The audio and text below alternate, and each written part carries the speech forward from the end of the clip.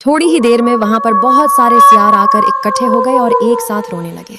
उस औरत की आंखों में मौत नाचने लगी थी। वो काला साया धीरे धीरे अपने आकार को बढ़ाता रहा और शीघ्र ही एक भयानक शैतान में बदल गया। वो शैतान अजीब सी कर्कश आवाज में बोला, मैंने कहा था ना कि मेरे रास्ते में आने की कोशिश मत करना, लेकिन तुमने मेरी बात मानी नहीं। अब तुम्हें इसका दंड भोगना ही होगा। मुझे माफ कर दो मालिक, मैं दोबारा ऐसी गलती नहीं करूंगी। तुम अब गलती करने लायक बचोगी ही नहीं।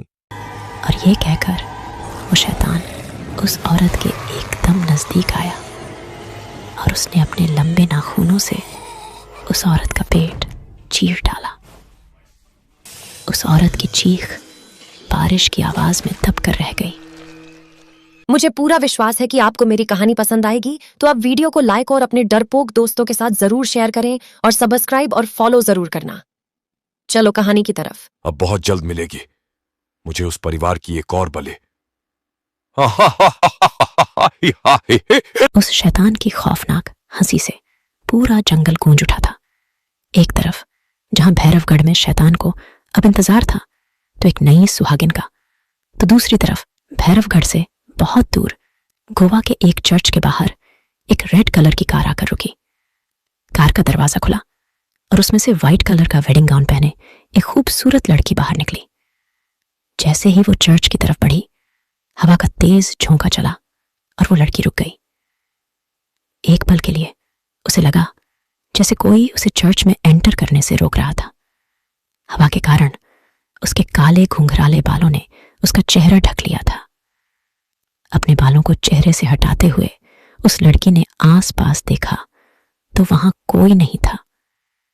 वो पीछे मुड़ी और कार के पास जाकर बोली, पीयूष, कार में ही बैठे रहोगे, बाहर निकलो।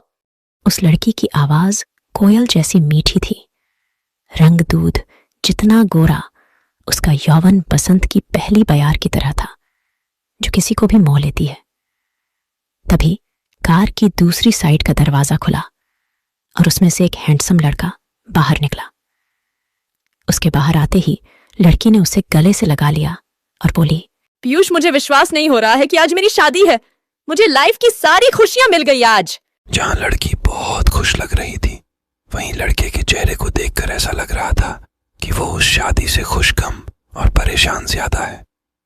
उसके चेहरे पर एक अजीब सी घबराहट साफ नजर आ रही थी। लड़का मन ही मन बोला, निक्की, मुझे नहीं पता कि इस शादी से मैं तुम्हें जीवन की सारी खुशियां दे रहा हूं या सिर्फ अपना जीवन खुशहाल बना रहा हूं। कौन है वो सुंदर लड़की और लड़का इतना क्यों घबरा रहा है, और शादी के बाद क्या होने वाला है? अगले पार्ट में देखने के लिए हमें लाइक और सब्सक्राइब जरूर करें और फेसबुक पर फॉलो जरूर करें।